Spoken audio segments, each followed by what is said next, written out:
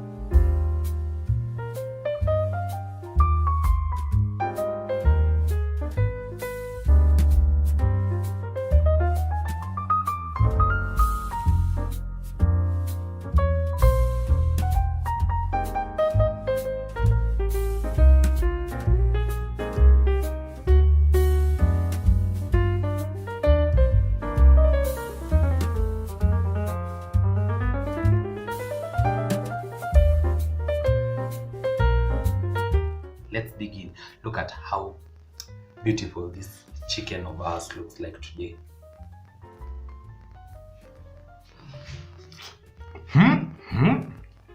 Hey, who made this?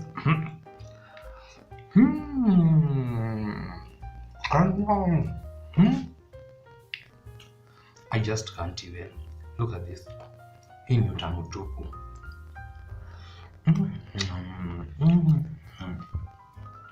So let's taste again like we hadn't even tasted, and let's get surprised again.